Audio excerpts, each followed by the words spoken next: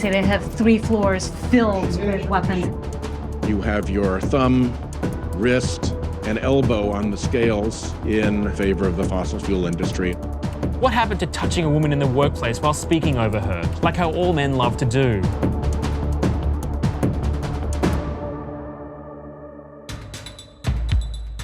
Four Americans were killed in a suicide bombing in the Syrian city of Manbij today. U.S. Central Command said that includes 2 American troops, a civilian employee in the Department of Defense, and an American contractor. ISIS claimed responsibility for the attack, but just hours later, the vice president insisted the militant group was no longer a threat in the region. We are bringing our troops home. The caliphate has crumbled and ISIS has been defeated. Turkey is seeking an arrest warrant and the extradition of Turkish-born New York Knicks center Enes Kanter, accusing him of belonging to a terrorist organization. Prosecutors say he's linked to Fethullah Gulen, the Muslim cleric who the Turkish president accuses of leading a 2016 coup attempt. Kanter previously told Vice News that the president was abusing his power to target critics like himself. President Trump's next State of the Union is meant to happen January 29th, but due to the shutdown, House Speaker Nancy Pelosi is asking him to delay, or give it in writing. Pelosi cited a decision by Trump's own administration designating the speech a national special security event. Those events need the highest level of preparations, and that would mean plenty of furloughed staffers. Mute R. Kelly! Mute R. Kelly! Protesters and activist groups converged on Sony's offices today to pressure R. Kelly's labels, Sony and RCA, to drop him over sexual misconduct allegations that go back 20 years. Kelly's lawyer says he denies all allegations and that his relationships were consensual. Sony and RCA haven't commented. Mute R. Kelly!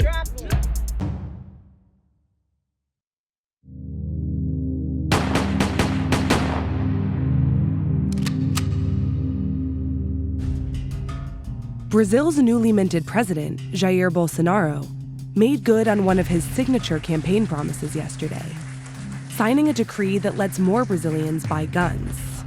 Então, o que eu posso adiantar com muita satisfação, assinei esse decreto feito por muitas pessoas de bem, para que o cidadão de bem possa, então, nesse primeiro momento, ter a sua paz dentro de casa. It's a high-risk response to one of Brazil's biggest problems, spiraling gun violence, fueled by a booming trade in illegal drugs.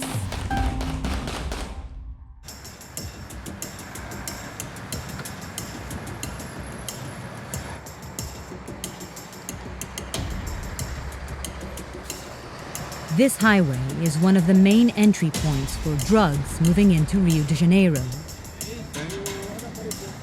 Tem parafuso aqui, Rafa. Tira aqui, ó, porque já apaga. Calma aí, alivia aqui rapidinho. Alivia aqui, ó. Vai puxar aqui. Officers patrolling the road seized 18 tons of drugs last year, a more than 300% increase from the year before. A equipe inspetora desse veículo aqui tentou abordar na rodovia, o cidadão se evadiu para fora da rodovia, dentro de uma estrada de chão, de terra. Quando não foi possível identificar nem alcançá-lo, mas ficamos com o veículo. Isso é um sítio muito característico? Muito característico.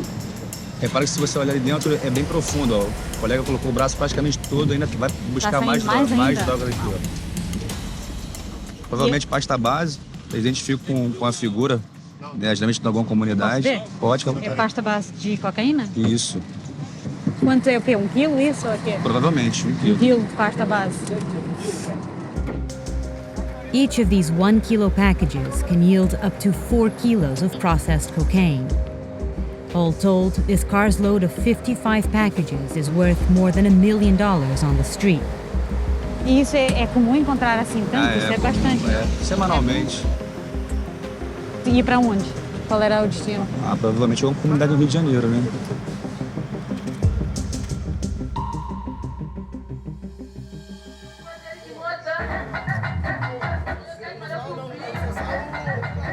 Dealers cut the cocaine into smaller hits and sell them at open-air drug markets like this one, controlled by a gang called the Third Command. It's a lucrative business, and the gang's foot soldiers say they have to defend it with force.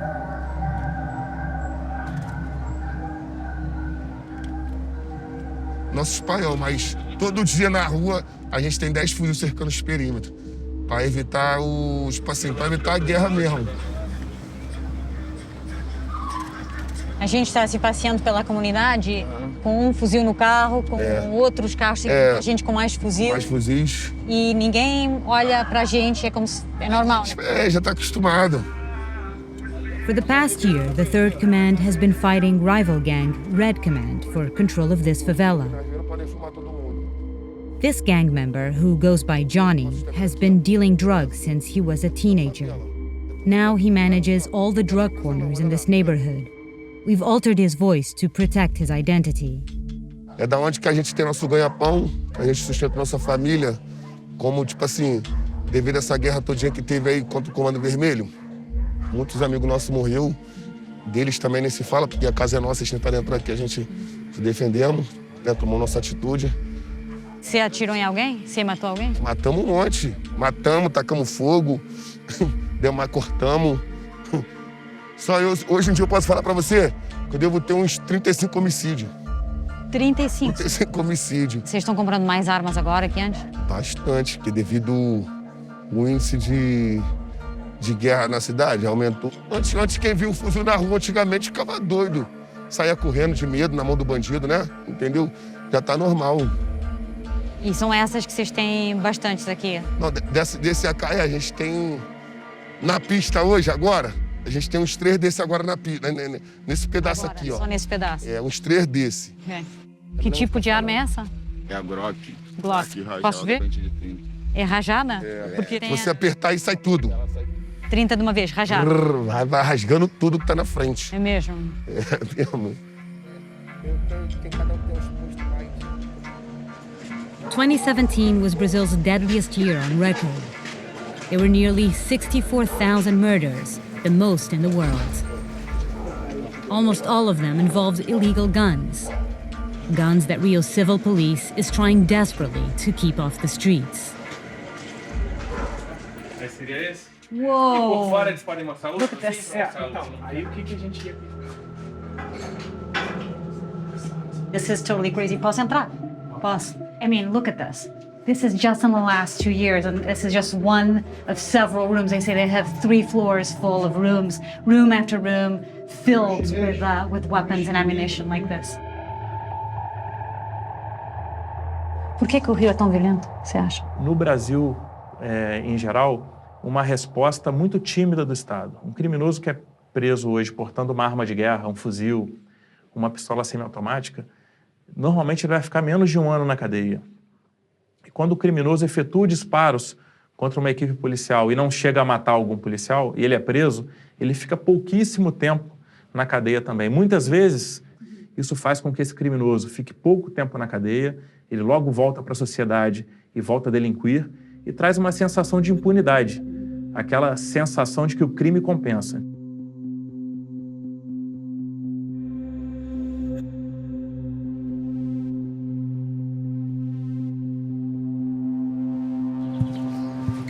Criminals might have that sense in part because economic problems and corruption have left Brazil's police forces underfunded and poorly equipped.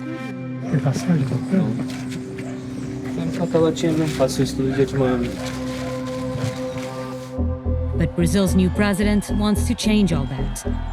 Jair Bolsonaro is a conservative former army captain who swept into office on a hardline law and order platform. Também é urgente acabar com a ideologia que defende bandidos e criminaliza policiais, que levou o Brasil a viver o aumento dos índices de violência. Nossa preocupação será com a segurança das pessoas de bem e a garantia do direito de propriedade e da legítima defesa. In his first 2 weeks in office, Bolsonaro made it easier for Brazilians without a criminal record to carry guns of their own. He also wants to amp up the military's role and give troops on patrol the authority to shoot on sight.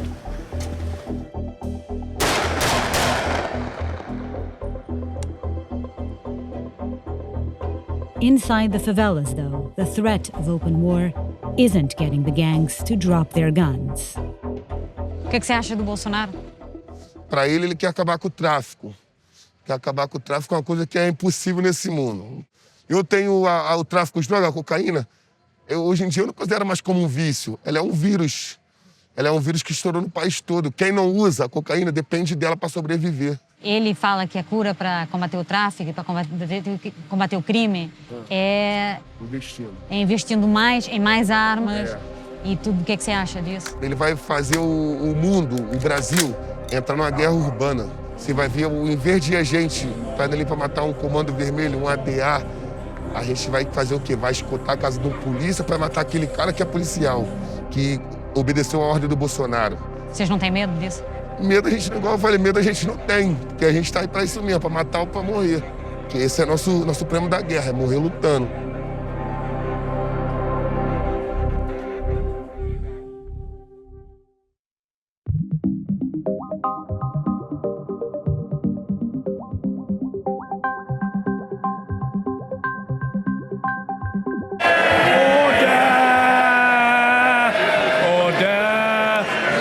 Just 24 hours after suffering a humiliating defeat on her Brexit deal, Prime Minister Theresa May eked out a win.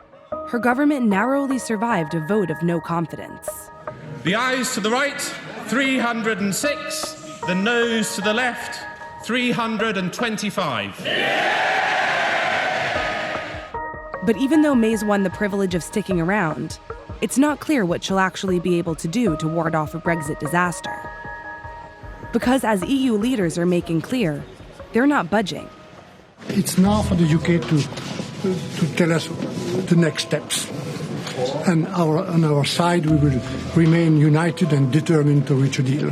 What we don't want is that this mess in British politics is now transferred and imported in European politics. On ne va pas, pour essayer de régler un problème de politique intérieure britannique, ne pas défendre les intérêts des Européens.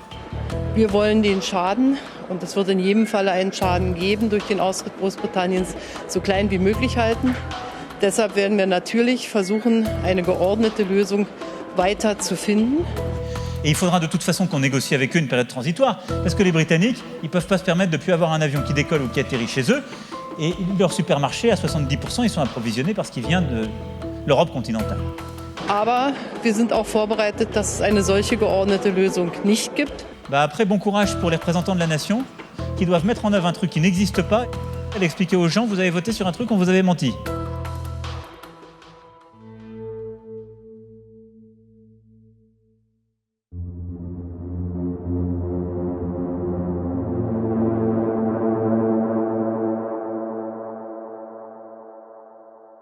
The Environmental Protection Agency might soon officially have a new administrator, one who's a familiar face to EPA staff, but not so much the public.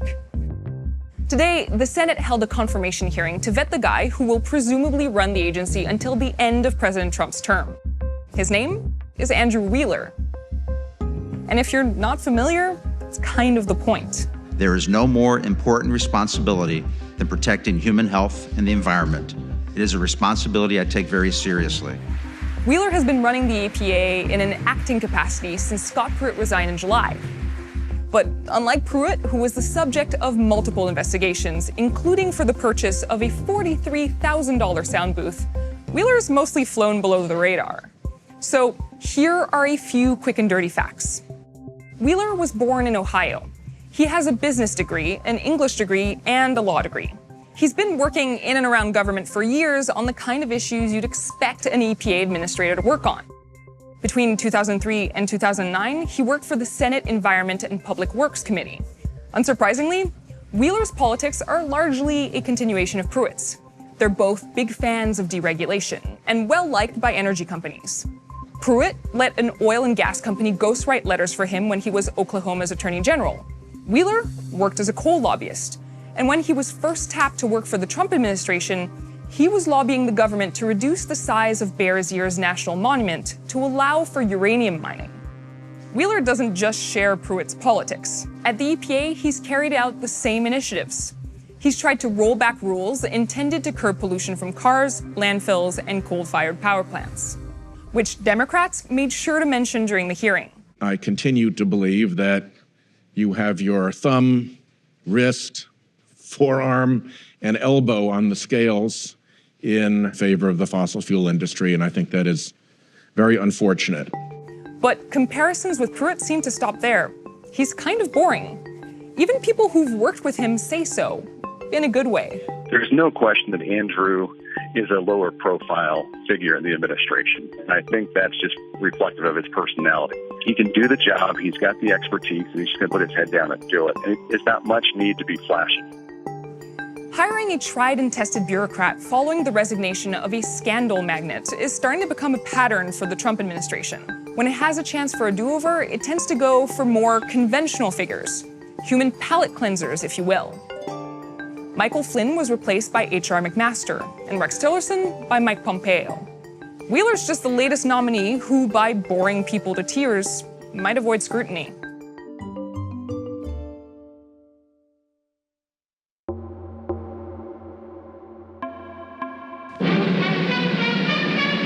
Prohibition, which became the law of the land on this day 100 years ago, conjures up images of bathtub gin and Al Capone.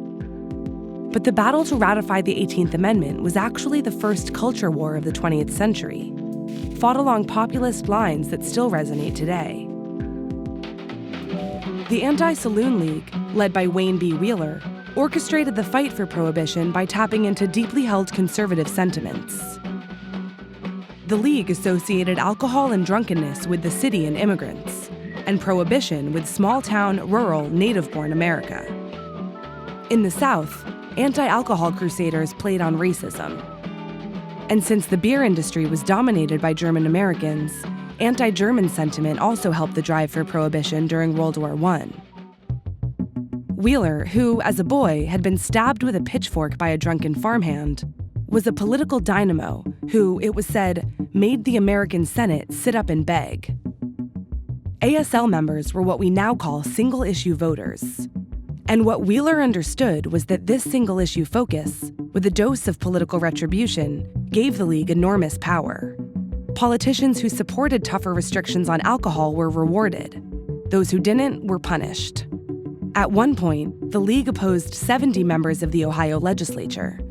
Every one of them lost. Wheeler's opponents never knew what hit them. Even though alcohol was the 5th largest industry in America, state legislatures across the country fell in line when the League exerted its influence. By 1919, 36 states had ratified the only constitutional amendment in history that took away people's rights, rather than expanding them. Of course, in the end, Prohibition failed, and the 18th Amendment was repealed in 1933.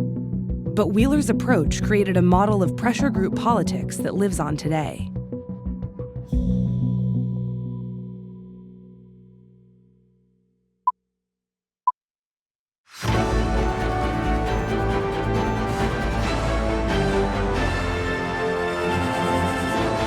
Gillette is famous for their razors, and for shoving as many blades as they possibly can in said razors. This week, the company's become famous for another reason: virtue signaling. To say the right thing, to act the right way. Bro, not cool, not cool. Gillette's ad calls on men to be better, referencing toxic masculinity, bullying, and the Me Too movement. And would you believe not every man loves it? Because not all men is what critics on the internet are saying. Prominent men defenders are speaking out, saying they won't be lectured to and that they won't be buying Gillette products anymore. What some are seeing as a brand using its platform to spread a positive message, others are interpreting as a vicious attack on an entire gender. I, a clearly incredibly manly man who's never seen a razor or any manual labor, now present the version of the ad that manly, angry, extremely online men apparently saw. Attention, all men. All of our loyal, manly customers. This is a message from Gillette. Fuck you! That's right. No matter what kind of a man you might be, you're still a freak. Even if you're a little kid who's years away from even considering needing to buy any of our products, we're putting this ad on a screen with the sole purpose of alienating every member of our customer base. You're probably wondering, what happened to the good old days? Laughing at multicam sitcoms? What happened to touching a woman in the workplace while speaking over her, like how all men love to do? Whatever happened to letting your boys fight in the backyard in front of your 85 other male friends who all brought their grills because no one properly coordinated barbecue day? Those days are finished, just like you dick. Everything changed. They put a woman on TV, and it wasn't just her, there were more women lecturing you, and now there's no room for your toxic masculinity. The point is, no matter how you're staring at yourself in the mirror, all men should know. Terry Crews used Gillette to get that smooth look. Remember, men, you can't be trusted in modern society anymore, whether you're at a pool party in a mansion, or you're about to give a woman on the street your finest compliments, or you witness some sort of children's citywide fight club running past you. You're all guilty, and not just some men. What we're saying is that every man is, at their core, a terrible person, even ones in viral videos. Because let's face it, there's only two types of people in this world: those with empathy, intelligence, and value, who can contribute something to our society, and men, who, as an entire gender, don't have any of these things. And we, a now feminist shaping brand, hate you. By Gillette. Men suck.